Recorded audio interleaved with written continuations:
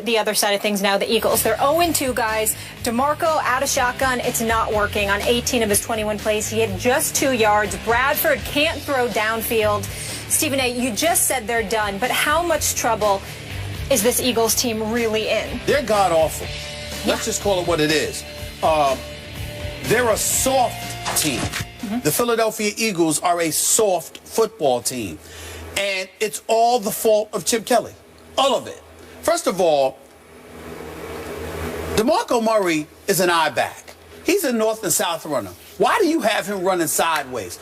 Now, you want to blame DeMarco Murray, fine, because it looks like he was stupid for going to the Philadelphia Eagles, because you got to know what Chip Kelly is doing. But Chip Kelly is supposed to be the bringers. He's completely misusing DeMarco Murray, and I applaud DeMarco Murray's heart. He was out there fighting yesterday. Now, granted, he wasn't getting any blocking from his, Barbary and Gardner and these boys, they didn't do anything. That offense, every time DeMarco Murray touched the ball, he had a hand on him before he could even make a move. They were not blocking for him at all. The offensive line was absolutely horrific and pathetic and inept, okay? They should be ashamed of how they performed. They should give money back for the way that they performed yesterday. That's number one. Number two, you let go of Jeremy Maclin, your number one wide receiver from last year. Skip, I really, really like Jordan Matthews. There's no question about it. But he's relatively young. He's a great number two receiver at this juncture. He's destined to be a number one. He has no business being your number one guy right now. Riley Cooper has no business being on that roster. All he could do is block, okay? And right now, he'd be a better offensive lineman than the offensive lineman they have, as awful as they have been. That's point number three. Point number four, Sam Bradford. Lord.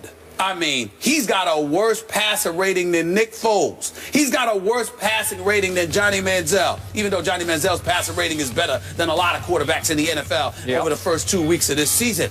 I'm just looking at Sam Bradford right now. He looked like a deer in headlights. He looked petrified and scared to death at what Dallas was throwing at him. He seemed confused. He didn't seem to have that dog in him that you would want from somebody playing for Philadelphia, where you got to be a rough rider. You got to go after it, and you got to sit there and get feisty and be willing to fight. It's one of those, this is football we're talking about here. And don't tell me that the Dallas Cowboys didn't look in that dude's eyes and see somebody that was scared to death. Like I tweeted, he looked like a cat at a dog show, for crying out loud.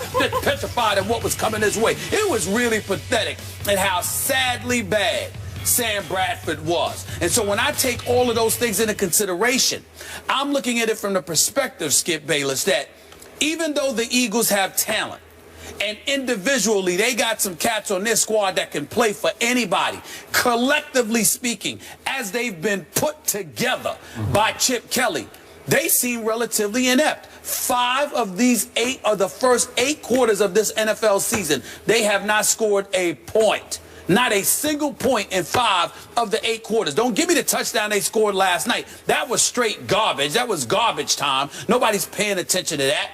So when you look at the Philadelphia Eagles right now, their running attack, their passing attack, their protection at the line of scrimmage, it just doesn't seem to be there. And Chip Kelly is one of these guys. The arrogance is on an all-time high, because I haven't seen too many coaches in all my years of watching the NFL who believe wholeheartedly in their system so much that they don't need talent. We've got a system-style coach in Bill Belichick, but he recognizes that he can make modifications because he has Tom Brady. So at least he made sure he had talent somewhere. Chip Kelly is like, yeah, I need what I need. I ain't worried about talent. We got this covered because I know what I'm doing. And it's embarrassing. I worked in Philadelphia for almost 17 years. And there is, at no time does that city look more or resemble more of a morgue than when it loses to the Dallas Cowboys. So that's bad enough. But to lose to Dallas in this fashion, where you just seemed ill-equipped to even be on the same field as them, is so incredibly embarrassing. With no Dez, no Romo, no Dez, no Romo, and all those at home. Yeah. That's embarrassing.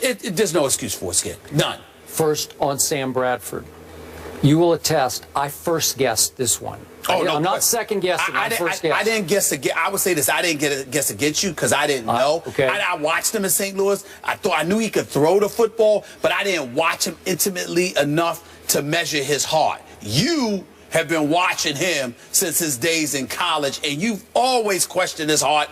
I got to admit to you, I think his nickname should be Tin Man right now. Mm-hmm. I got a lot of questions about Sam Bradford after yesterday's performance. I really do. As you know, I'm a University of Oklahoma fan, born and raised. I watched every snap Sam Bradford took in college, and I made a big statement on this show. St. Louis is making a huge mistake to take him #1 overall. And remember what they had to do before the rookie cap kicked in?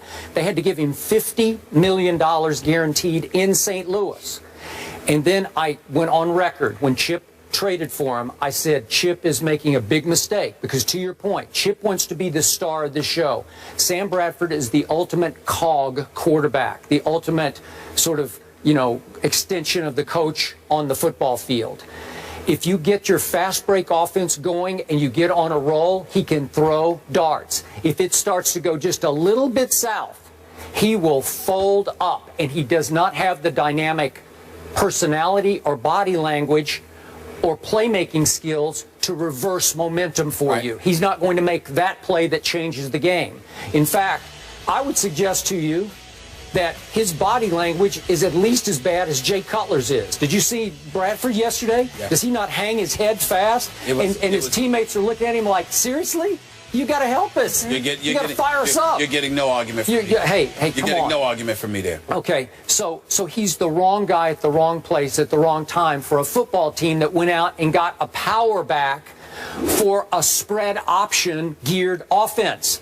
How did Philadelphia kill the Cowboys on Thanksgiving night at Jerry World? With the spread option. Right. I think they ran it 8 times with Mark Sanchez because Mark Sanchez has some athletic ability. And he kept the ball several times and just gashed him. And LaShawn McCoy can make you miss at the line of scrimmage. He's slippery. DeMarco is not slippery. The great stat is last year in Dallas, DeMarco obviously led the league in rushing. Yeah. His first contact came an average of 2.8 yards down the field. Yeah. In Philly so far, where he has, what's his total so far? 11 yards on 21 tries. He's been getting hit slightly behind the line of scrimmage with first contact. He's not going to make that guy miss. It's not that he's going to go straight down, but it's going to slow him up because the guy will get him around the ankles, and then the avalanche is going to fall in on him. So he's not the right guy for what you're trying to do if you're not going to run the spread option. Have you seen him run it one time with Sam Bradford? I've not seen any. I might have missed one, but I think they've gotten away from what they do because they've tried to cater to what DeMarco did in Dallas, and they're not the Dallas Cowboys. So this is a bad fit. And the only solution here is, I guess, they'd have to go to your guy. I feel Mark bad Sanchez. for DeMarco yesterday. As I tweeted yesterday, because I tweeted a lot yesterday, I tweeted that they should have benched Bradford and put in Mark Sanchez. That's point number 1. Point number 2, just as an aside, when they decided to throw, when they were on the goal line, first pass incomplete, second pass interception by Sean Lee. At no time did they try to run the football. DeMarco Murray, very moderate, not demonstrative or bombastic in any way, is screaming at the sidelines, why? And going off. Had that been LaShawn McCoy or Deshaun Jackson or somebody, we would have heard a whole bunch of stuff about it. So maybe it's not about DeMarco Murray. Maybe it wasn't about those dudes. Maybe it's about some of the decisions that Chip Kelly is making. That's point number 2. Point number 3, Byron Maxwell might be able to play. He was a member of the Legion of Boom. Yeah. He is no #1 cover corner. Can we at least concede that? He had a long day yesterday. He had a long day yesterday, and there was no Des Bryant on the field, and he had a long day. That 42-yard touchdown from Whedon, not Romo, Whedon to Terrence Williams. Whedon? I'm not saying stay on the Whedon. You got to stay on the Whedon right now. But the point that I'm trying to make to you is this. That pass, did you see the effort? Slant pattern, Terrence Williams, and Byron Maxwell was like, you got me. And I'm just sitting there like this. This brother just got $60 million now, and I'm looking at it from the perspective of number 1 game of the season, meaning week 1. The Atlanta Falcons are playing the Philadelphia Eagles. Who's the head coach of the Atlanta Falcons? That's Mr. Dan Quinn. Who's the former defensive coordinator last year from Seattle? Dan Quinn.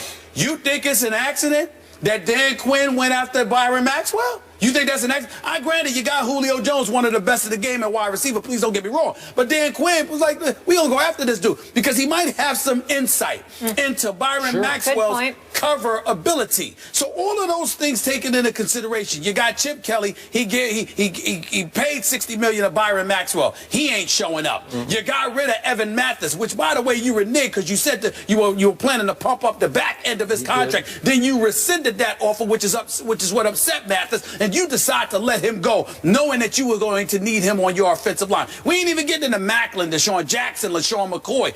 Just the moves that you've made. This team, as far as I'm concerned, does not look like a team.